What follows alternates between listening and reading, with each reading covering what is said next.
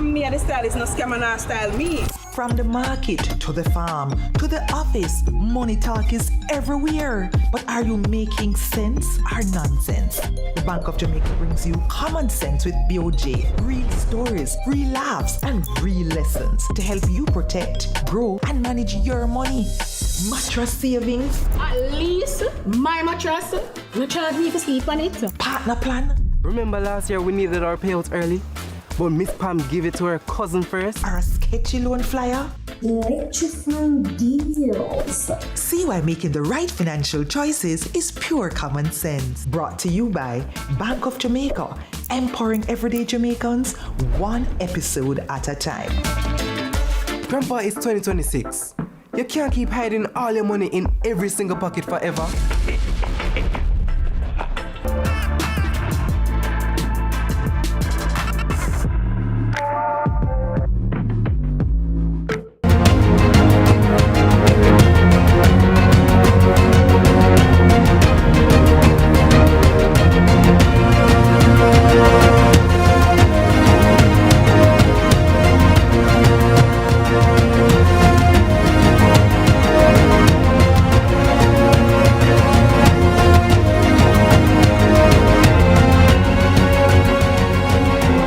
Tonight, a video circulating online is raising questions about police power and citizens' rights. The footage appears to show police officers physically handling women, sparking debate over when police can use force or pepper spray and whether officers can interfere with people recording them in public.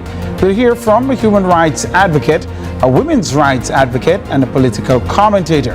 Also tonight, parents in Westmoreland are being urged to take precautions as hand, foot and mouth disease raises concern among children in the global lead. Also tonight, French children return to school amid concerns over sexual assault allegations and schools and childcare centers. Zambia's President Hakainde Hichilema is set to begin a second term while a major opposition figure remains behind bars on a treason charge. And nearly 3 decades after Tupac Shakur's death, a former gang boss has been found guilty of orchestrating the rapper's murder. I'm Tyrone Reed, and this is Lead Story.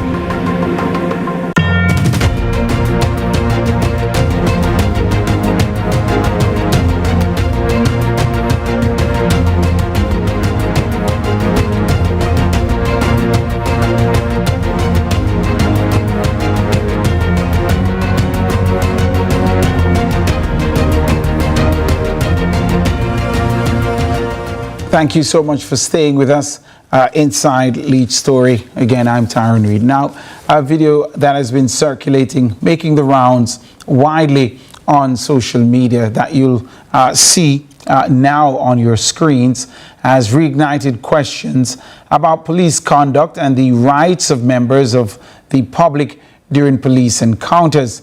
Now, the footage you're looking at appears to show police officers physically manhandling women during an altercation, or at least one woman, and then another woman is subsequently pepper sprayed by the police. Now, the circumstances surrounding the incident are important, and a video clip alone may not provide the full context, but the question that remains is still valid and still real. How much force is a police officer legally allowed to use, and what happens when a citizen refuses an officer's instruction?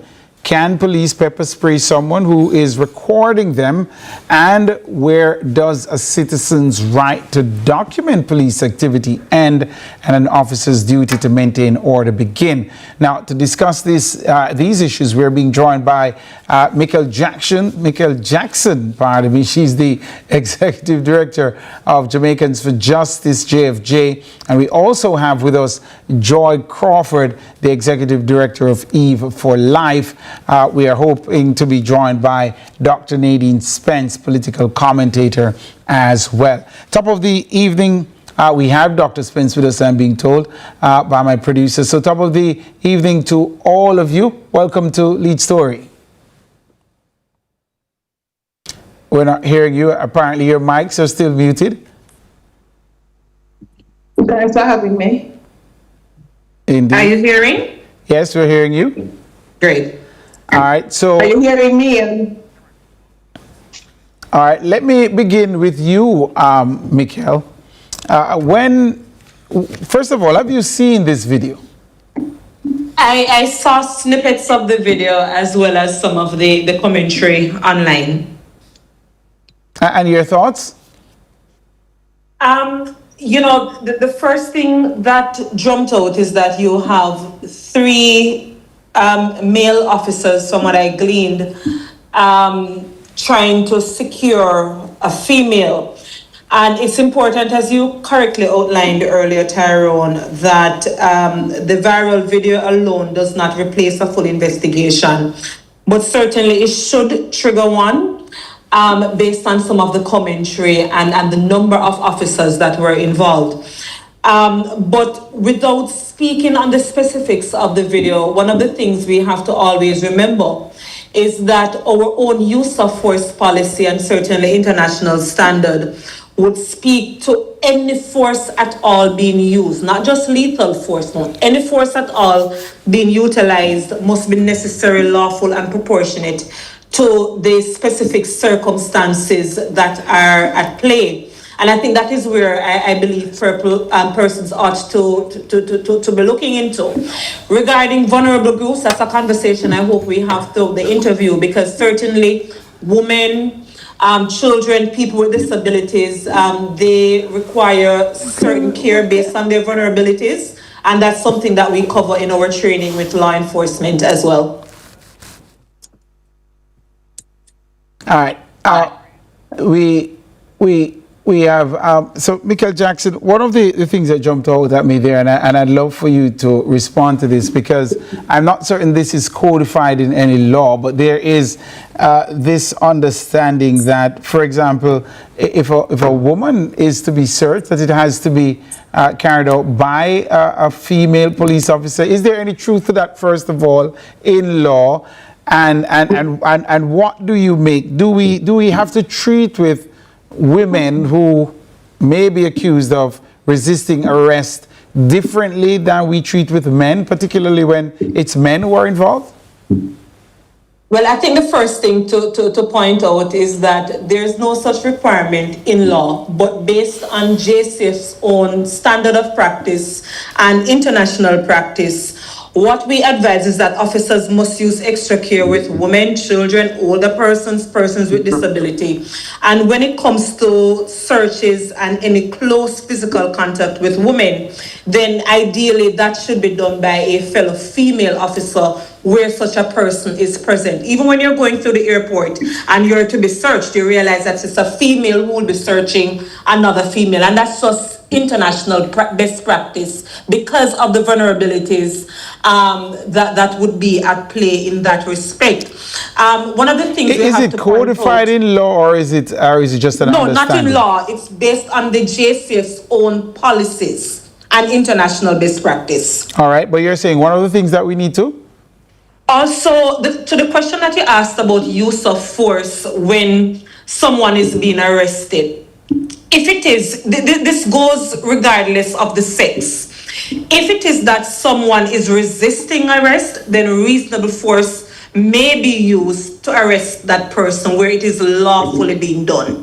But again, we should cater to the vulnerabilities at play in how we exercise our duties, and that is standard across board. But regarding the search, that is what I want to point out, that best practice demands that where a female officer is available, then it is the female officer who would be doing the search. But that's not to say that reasonable force, if it is necessary, cannot be used to execute an arrest. All right. If you saw me waving my hands just now on screen, I was trying to tell our director to utilize the footage that we have there as B-roll as we're having the conversation. For those who are just joining us, you might not have seen the video. We want you to be off with what we're talking about. So we're going to try and put that back up on the screen as well. But let me bring Joy Crawford. Let me let me bring Joy Crawford back into the conversation here.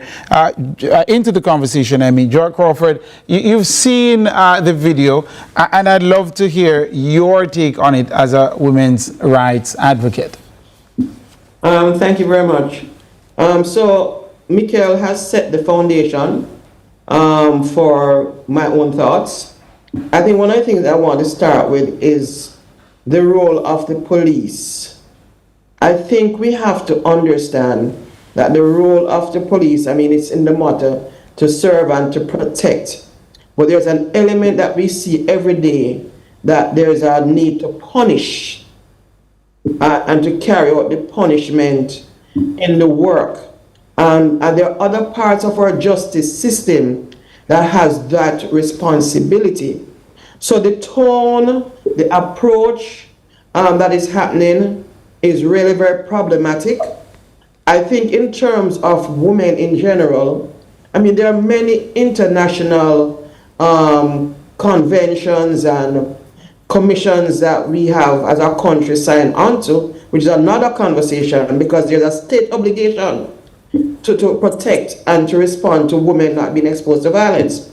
However, look, when women in this particular case and others, for example, when they're being detained, they're unarmed, there are 3 or 4 men around the image and the presence of power, of being overpowered. Sometimes when they're being dragged, there are parts of their body being exposed that they did not choose to expose. The children are looking on. There's a real problematic picture of how we are using state violence, state actors to carry out violence against women. And so when we're in communities policing domestic violence and we're policing intimate partner violence, here we have another lens where there are men who are in uniform, who under the guise of work, and the motive is to power. I mean, if there's no space for you to speak, because if you speak, you diss me, and there's a rage that comes out. And in particular, when it comes to women. So I want us to be very careful and to make sure that the entire police force, the entire justice system understands the role that state plays and the obligation that the state has to protect and to ensure that women and girls, under the conventions that we have agreed to, and just for social decency, are protected and not being punished by males. So I'll start with that. All right. Tyrone, if I may, attorney just reach out to me. I'm going to have to take that one after the break, Michael. Please just hold it for me. When we come back, we will drill down into what Michael's attorney is raising. This is Lead Story. More after these.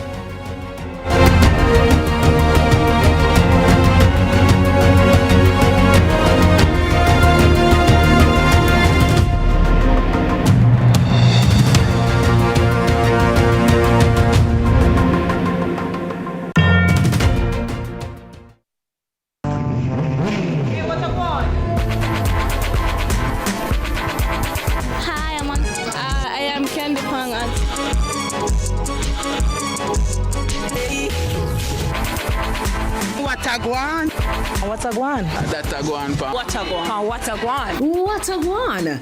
Mondays, Wednesdays, and Fridays at 8 a.m., 1:30 p.m., and 10 p.m. on CVM TV.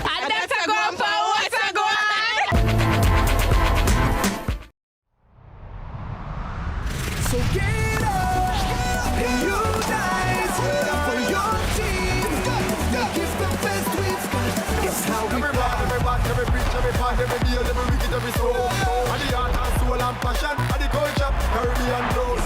When people come out all nation, to the team in a unification. When the stadium ram bleach at the grandstand, and the meaning of unification. It's how we play. It's how we play. When the stadium ram bleach at the grandstand, and the meaning of unification. It's how we play.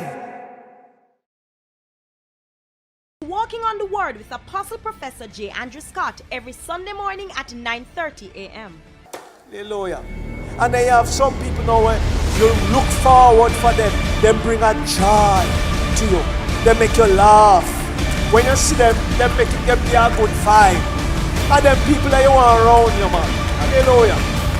Hallelujah. Now follow me with your heavy self, man. Sure. You heavy down, sir. Hallelujah.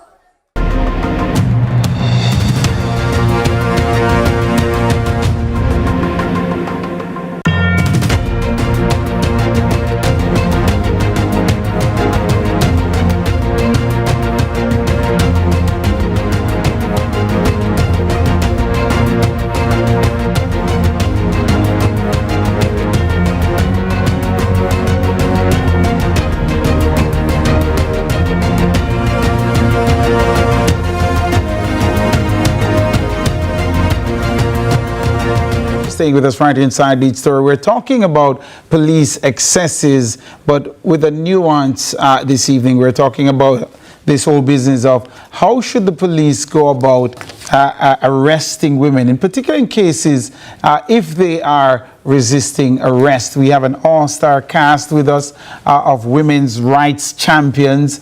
We have with us Joy Crawford. She's Executive Director of E for Life.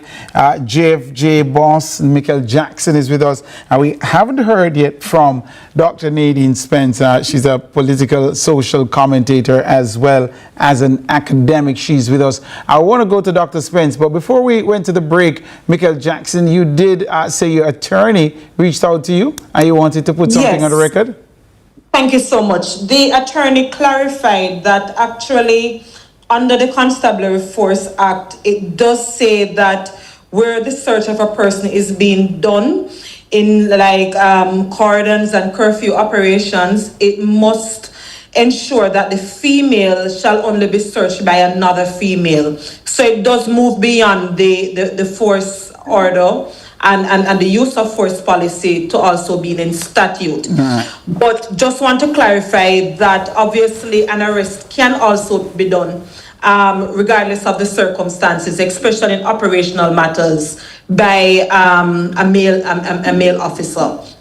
So just wanted to put that on record. Right. So not by convention only, the search, to conduct searches, it has to be done by a female member of the JCF when it involves a woman. But when it comes to effecting an arrest, you're saying both males and females are allowed to do that, even if it's a female who is being arrested, all right? All right, so we've got that so clear. All right, let me bring Dr. Nadine Spence into the conversation here. Dr. Spence, it does appear on the face of it that there was some amount of resistance. We didn't see the genesis of this ordeal, but we did in fact see some things that would make any right-thinking person a tad uncomfortable with how the police were interacting with this woman. And also, I think at some points, she too was retaliating. I think at one point she kicked one of the officers in what appears to be near the midsection there.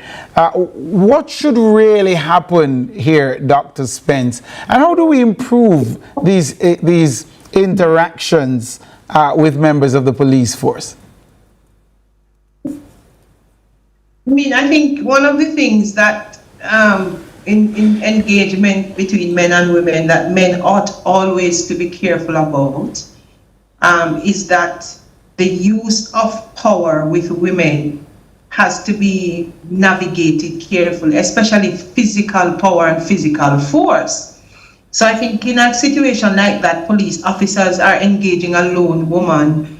I think there ought to be some senior officer who looks at the situation and decides whether or not the way they were engaging that particular woman was going to represent the constabulary force in a way that would suggest that they are not careful about how they deal with women, regardless of whether or not she was right or wrong in that case. Now, as I said, as I said off camera, there are a lot of things about that makes me hesitant to draw a conclusion.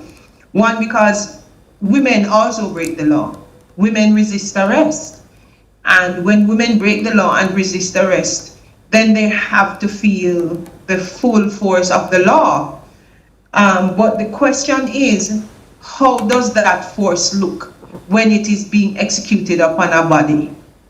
And how do we ensure that it doesn't suggest that there is misuse of force, misuse of power? And in that case where you have 3 men manhandling a woman, it didn't look good. Whether or not the police were right or wrong, or were right in that case, if they genuinely had cause to arrest her, the way the arrest took place was problematic. So it was it's no longer about what she did. It's also about the fact that those are 3 men manhandling a woman. There's a historical, cultural, religious kind of context within which that argument takes place that puts the police on their back foot. And so they have to think about how they execute that right to use force upon a citizen, because there are wrong and right ways to do it. And in that case, it didn't look as if they were doing it in a way that suggests that their job was to serve and protect. For those who are looking, I'd love to go around the table with this one. And since I started with you, Michael Jackson, let me start with Dr. Spence on this one. For those who are looking on Dr. Spence, and they're saying, are we advocating for women to be treated differently than they treat men? What would be the answer to that? Particularly in cases where both the male and the female are resisting arrest. Are we saying there should be different treatment meted out? No, because I know we've had discussions about men too, who the police get into public brawls with, men who are resisting arrest, and the way they are handled by the police, and it's captured on camera, people feel uncomfortable with it. I think there's just a way in which the force is being used by the officers that doesn't sit comfortable with a lot of us. So if this is somebody who has broken the law, you want to ensure that, you know, the person faces the law, and that the officers are able to do their job. And this is somebody who, regardless, is resisting arrest. But at the same time, there's a way in which you do this, and this does not look to me as if the officers were executing the right to using force in a controversial state. Let me be a little bit more strident on this one. I'm saying men need to treat with women differently when they are arresting them. I'm saying that. Am I wrong? May I say something? Yes. Come on in, Joy Crawford. Right. So we have to get past this issue of man against woman. The fact is that even within our own culture, men will say that a woman is weaker, a woman needs protection, and by virtue of whatever these things are so. Now, whether these are, we know that these are not necessarily true in all sense of the word. Now, what I see in this particular video, and of course we don't have all of it, but what we're looking at is a woman with 3 men with weapons. One has a gun, one has a baton, and we haven't seen any clear evidence that she's armed. If she has a weapon, we haven't seen it. They're hanging on to her hand. So the issue of power here is really very problematic. What is the motive here? Are we trying to restrain her? If many women or many persons, if you come at me with a baton, I probably am going to try and protect myself and fight you off. That's probably me. Other people probably cry and whimper and go into a corner. But aggression breeds aggression. The men are armed, trying to put a woman who is fighting back into a car. So the optics, my mother used to say, you can have your rights and lose it. And this seems to be an instance of that. Yes. Michael Jackson, I'm putting the same thing to you, and some might say I'm being provocative, and that's all right. But I'm saying we have to treat with, especially if we're talking about male police officers attempting to effect an arrest on a woman who is resisting.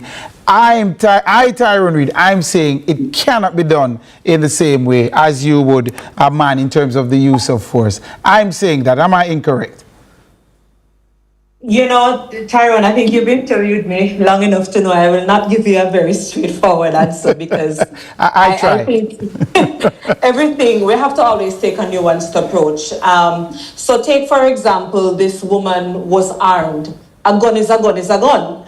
And therefore, one would be treating the particular threat in a manner that requires it. But I think everything, we always come from a principle of equity.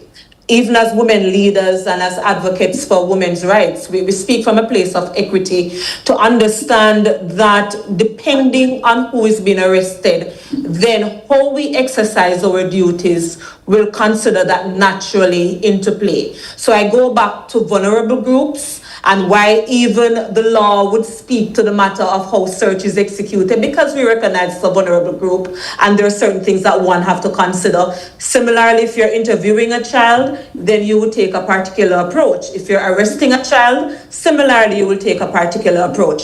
But for me, Tyrone, it's not just whether a woman is being arrested here. I'm looking on 3 officers who are executing an arrest, and my mind goes to the issue of training.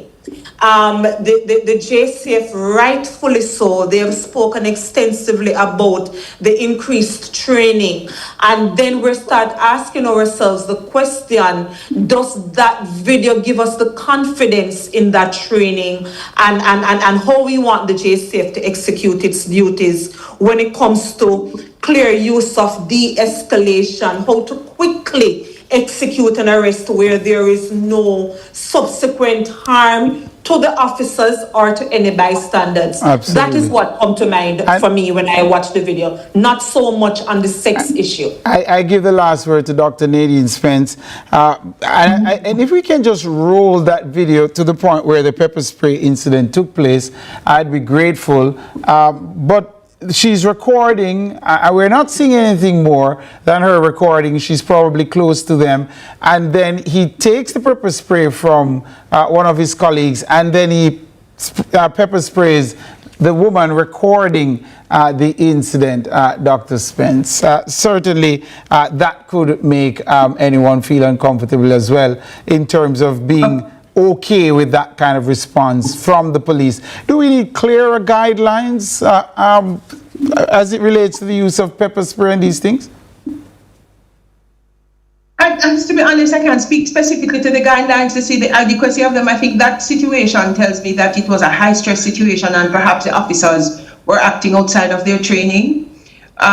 They are not adequately equipped perhaps to de-escalate a situation, because the situation clearly was one where the crowd itself was getting riled up. The question is, what, I don't know. I'm just saying, if we could reflect on what possibly could be the force orders, what could be the directions given to officers in a situation like that.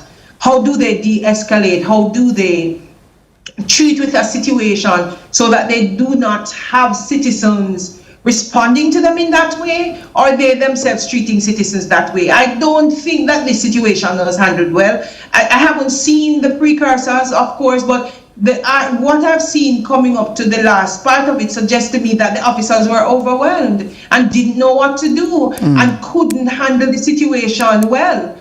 Yeah. And so for me, the question is, did the situation get too far out of control, or were the officers equipped to handle a high-stress situation like that one? The escalation. If I may, Tyrone. I'm out of time. I don't want him to get, but I give you 10 seconds to get it to me. Sure. We're singing this song, them pepper spray this man eye, and we take it as a joke. But it's a less lethal tool that the use of force policy would speak to. Proportionality and whether or not that force is necessary. And again, citizens are free to record any interaction with the police as long as they're not resisting arrest or interfering with the lawful duties of the police officer. And we have to leave it there. A good point on which to leave it. And you should be allowed to record without being pepper sprayed. All right, that's all we have time for in this segment. Thanks to Michael Jackson, thanks to Joy Crawford, and thanks to Dr. Nadine Spence. Appreciate the time and the thoughts, ladies. All right, we take a break right here on this edition of Lead Story. More when we return.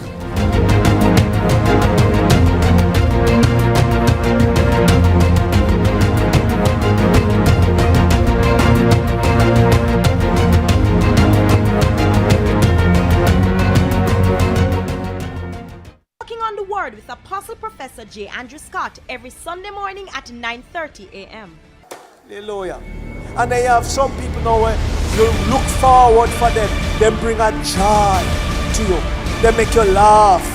When you see them, they make you give you a good vibe. And them people that you want around you, man. Hallelujah. Hallelujah. Now follow me with your heavy self, man. Sure. Your heavy down, sir. Hallelujah. One love every time, peace and love in the place. Jamaica one love every time. And that if you say, and that if you do, and that the life if you live. One love Jamaica. Peace. The time brought to you by the Ministry of National Security and Peace is... Let's delve deep into the issues. We'll take you beneath the surface. Greetings and salutations. My name is Orville Higgins and it's another edition of Fan Central. Talking to the people at the heart of the top sporting stories. Hear from your favorite sportsmen and women and the administrators who work tirelessly to make it all happen. It's live sports talk. I've written an entire article. Yes. Looking at all the major issues every Tuesday at 9 p.m. It's Fan Central.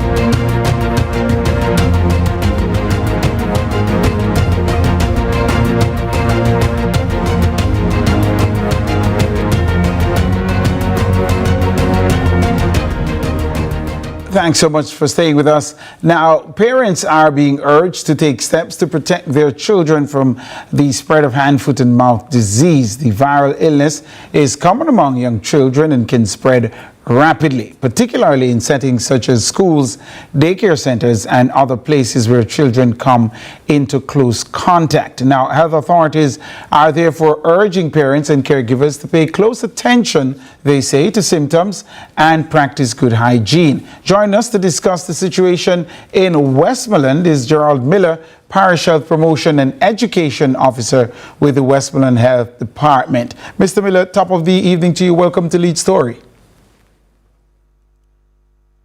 Not hearing Mr. Miller. Mr. Miller, are you there? All right. It appears we have lost Mr. Miller. We're trying to reconnect with Mr. Miller, but we want to talk about this outbreak of hand, foot, and mouth disease out in Westmoreland. Of course, Mr. Miller is attached to the health department out in that region. Definitely want to give your viewers some news you can use in relation to how to prevent the spread of hand, foot, and mouth disease that is commonly spread among children. Here we want to try and get the representative from the Westmoreland Health Department to rejoin us as soon as possible. Talk about tips, provide tips how to avoid the spread of the disease, of the illness, and also to paint a picture for us as to what the situation is on the ground out in Westmoreland, in particular against the backdrop of schools reopening soon.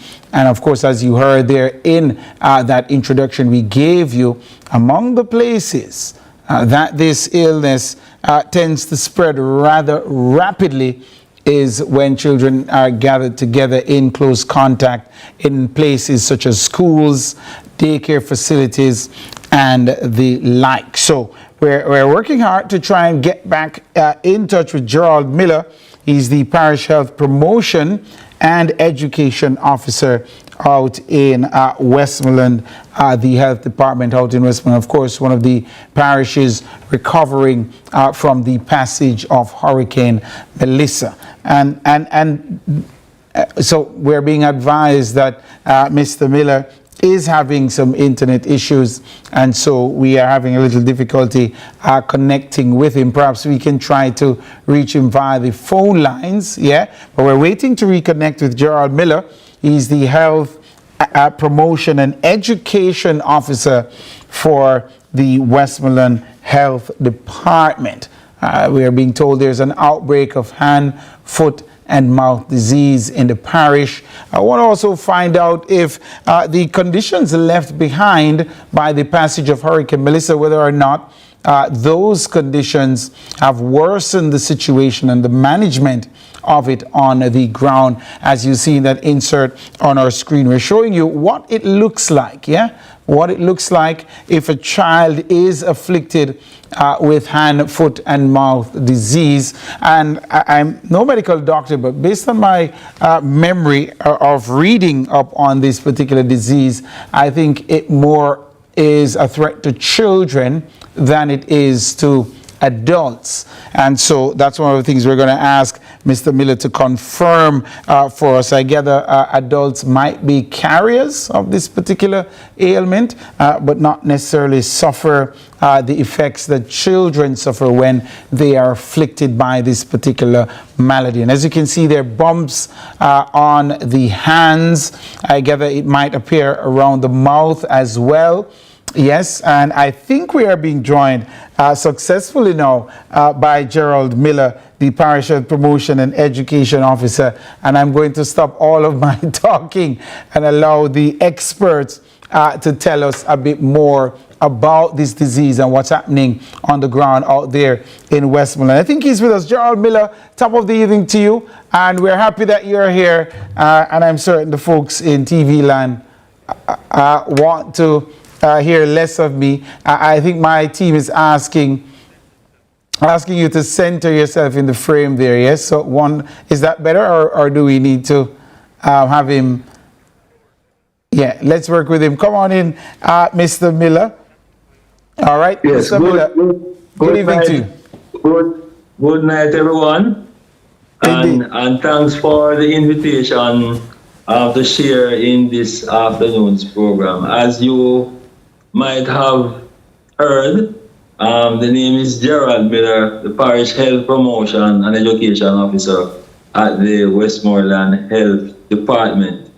I'm extremely delighted to be sharing this afternoon in this program in bringing to the public's attention the importance of us understanding the situation as it relates to hand, foot, and mouth disease.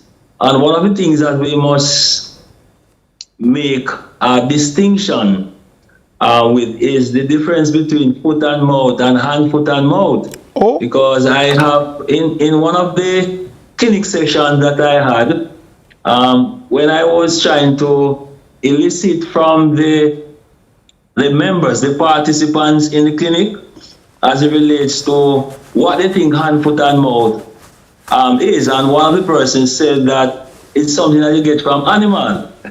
So there is that misconception that exists. I wouldn't say it's widespread, but this particular client had mentioned that hand, foot, and mouth, you will get it from animals. So hand, foot, and mouth, it's, as you might be aware, because we have been doing a lot of discussion on it, it's a viral illness that is very contagious and is caused by different viruses, and it affects infants and children under 5 years of age, and that is very important that we pay attention to that. But it can also affect older children as well as adults too. And foot and mouth now, it affects cattle, which can also include pigs and goats and sheep. So that is something that we must make a distinction against that. It's not the same. So it can't be transmitted from foot and mouth, can't be transmitted to animals.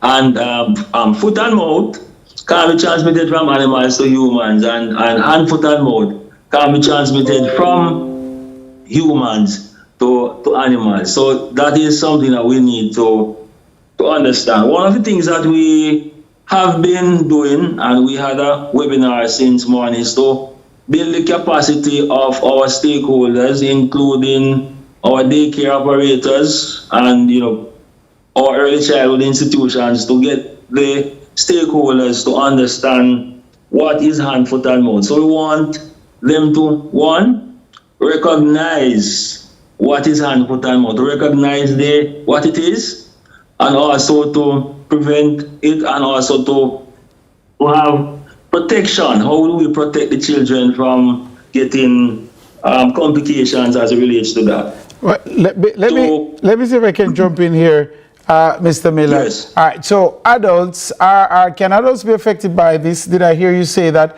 hand, foot, and mouth? Are they carriers largely, or can adults also be affected, and can they pass this on to children? Yes, because it's contagious. But what happens, as I've said earlier on, that it is primarily found among children. And children, and in particular the ones who are between, as I said, under 5 are the ones who are mostly affected. That's why the preschool children are the ones that are at greater risk. So these children can take home the virus to their parents or their siblings.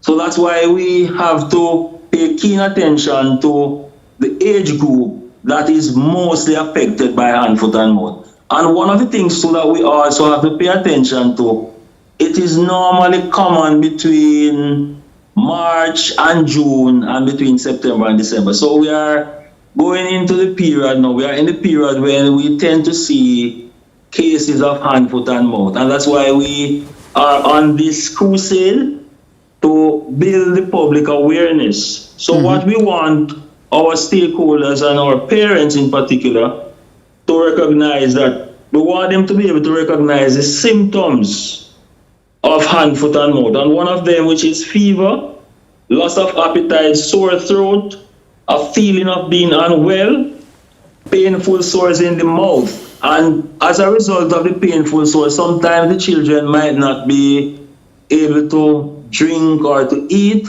And this now is very important, because if they are not drinking, then it can result in them being dehydrated. So it is important for us to understand that. It also occurs with a rash that may develop on the palms of the hands and the sole of the feet. So these are some of the things that we want the parents, as well as our stakeholders, other stakeholders, or administrators in institutions, to be able to recognize the symptoms. And then we want them to prevent. How do we prevent the spreading of hand, foot, and mouth is important. So the virus can be spread through close contact, such as kissing, hugging, or sharing cups and eating utensils with people who have hand, foot, and mouth. So that's important. So Mr. Miller, I'm out of time. I'm out of time, but I have to ask you this one. Would you describe the situation out in Westmoreland as an outbreak of hand, foot, and mouth? Would you describe that based on the number of cases you've seen? We don't have outbreaks of hand, foot, and mouth. What we are doing now in the health promotion unit, as a very proactive unit, is to start the public education. Since schools are going to be reopened in a little while, we start our public education. And that's why today we had a webinar where we engage our stakeholders, had them in a webinar session, and allow them to ask questions. Okay, so there's no outbreak on the ground in Westmoreland? No, not that in Westmoreland. And are you seeing an uptick in cases any at all? No? Not now. We had cases before. Our medical officer would have mentioned that in a previous interview, as she would have done that on the station, as well as she would have mentioned that in the council meeting, where we had cases at the time. But we now are going into a period when the Ministry of Health says that we are likely to have cases because this is a seasonal thing. And so you want to up the public education? All right, understood. So that's why we have started the public education very early, but we are always proactive in Westmoreland. And the health promotion unit here is always trying to get the information out before we have to leave it there. I'm out of time, Gerald Miller, but thank you for the public service. He's the Parish Health Promotion and Education Officer in Westmoreland, in the Westmoreland Health Department. Thanks for the time and the thoughts. We appreciate it. You're welcome. Indeed. All right, that's where I have to leave it for this segment. When we come back, we look at global current with the top 3 international stories.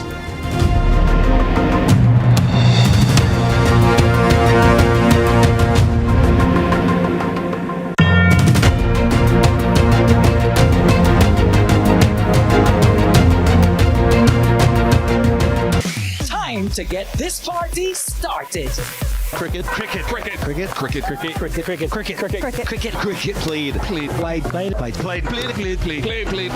Louder. Come to the biggest party in sport and be part of the action. Get your tickets at the local box office or at cplt20.com. Watch it live on Rush Live and Louder, the home of cricket in the Caribbean. It's how we play. I'm me, the stylist, no scammer, no style me. From the market to the farm to the office, money talk is everywhere. But are you making sense or nonsense? The Bank of Jamaica brings you common sense with BOJ. Real stories, real laughs, and real lessons to help you protect, grow, and manage your money. Mattress savings. At least my mattress, no charge me to sleep on it. Partner plan. Remember last year we needed our payouts early? But Miss Pam gave it to her cousin first. Or a sketchy loan flyer. Electrifying deals. See why making the right financial choices is pure common sense. Brought to you by Bank of Jamaica, empowering everyday Jamaicans one episode at a time. Grandpa, it's 2026. You can't keep hiding all your money in every single pocket forever. Let's delve deep into the issues. We'll take you beneath the surface. Greetings and salutations. My name is Orville Higgins, and it's another edition of Fan Central. Talking to the people at the heart of the top sporting stories. Hear from your favorite sportsmen and women and the administrators who work tirelessly to make it all happen. It's live sports talk. I've written an entire article. Yes. Looking at all the major issues every Tuesday at 9 p.m. It's Fan Central.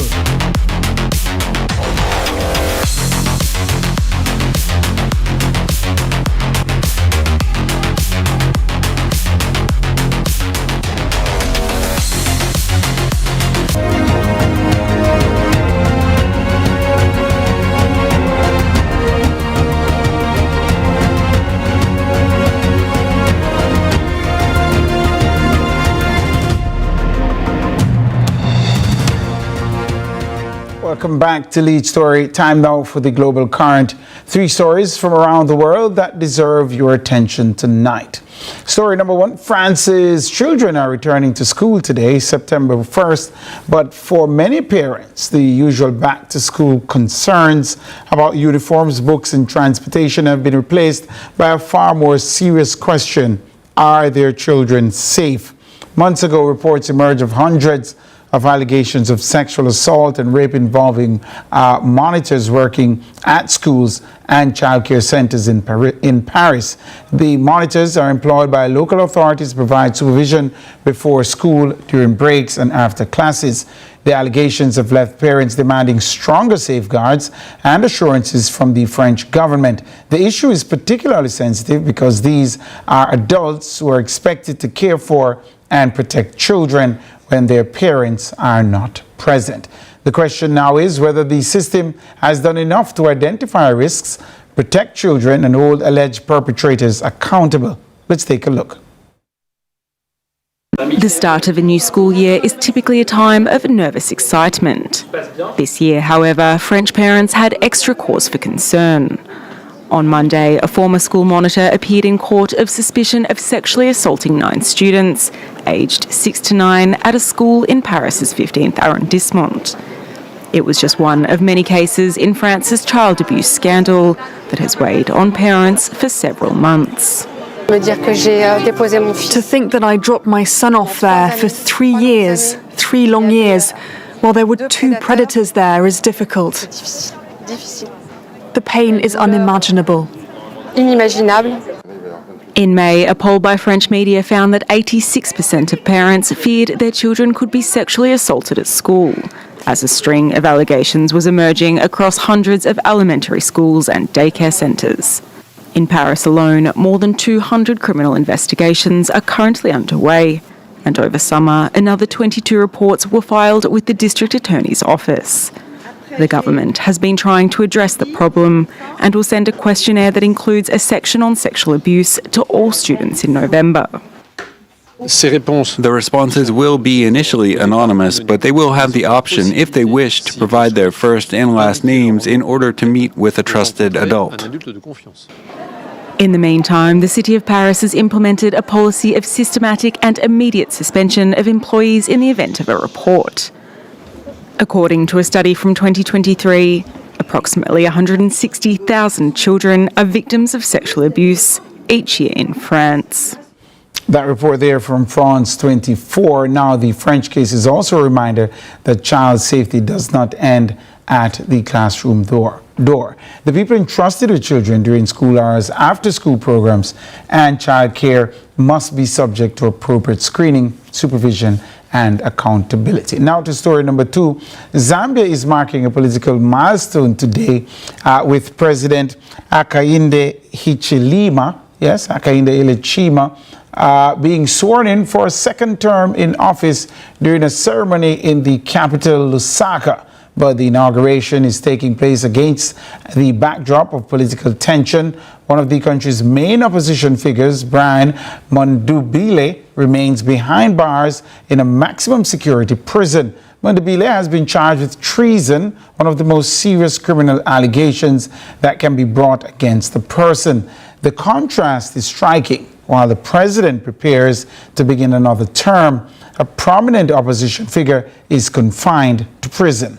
The case is therefore being watched not only as a legal matter, but also as a test of political space and the health of the democratic institutions in Zambia. The government and its critics have differing views on the matter, but the question for Zambia's second term will be whether political competition can take place without the rule of law being called into question. Let's have a look at this report.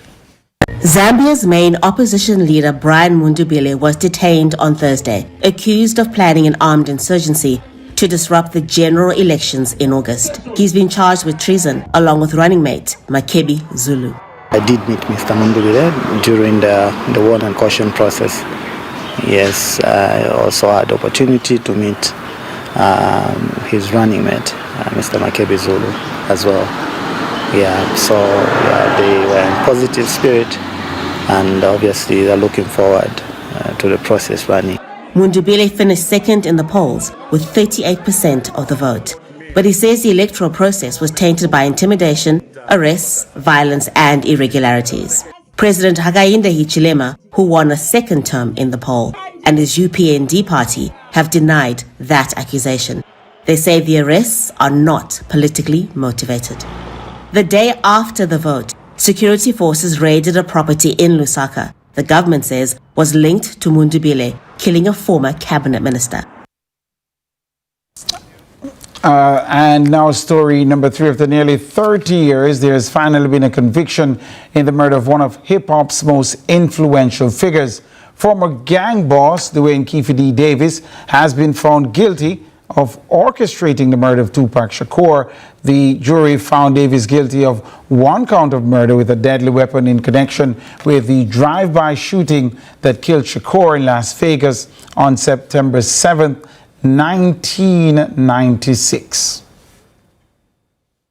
This goes to show that justice delayed isn't always justice denied, because 30 years after the killing of Tupac Shakur, Dwayne Davis, known also by his gang name Keefy D, has been found guilty of his murder. But justice has been a long time coming, and you could sense the relief from members of Tupac's family and friends in the front row of that public gallery as the verdict was read out by the jury foreperson. They held hands, they hugged, and they passed a box of tissues between them. They've sat through 3 weeks of this trial, 25 witnesses called by the prosecution. It took the jury under 3 hours to reach the verdict of guilty first-degree murder for Dwayne D. Davis. The prosecution had never argued that he was the man who fired the bullets that killed Tupac Shakur, but they did say that he had orchestrated this murder, that he had been the mastermind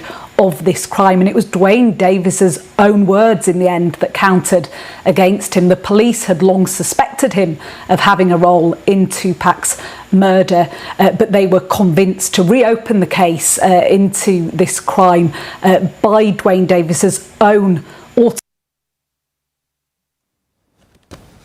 Of course, that report there looking into finally that case being closed involving the death of Tupac Shakur. Perhaps up next is the unsolved case of the notorious B.I.G. I'm Tyrone Reed. On behalf of the entire CVM production team, thank you for watching Lead Story. At the top of the hour, the best news in the country, CVM News.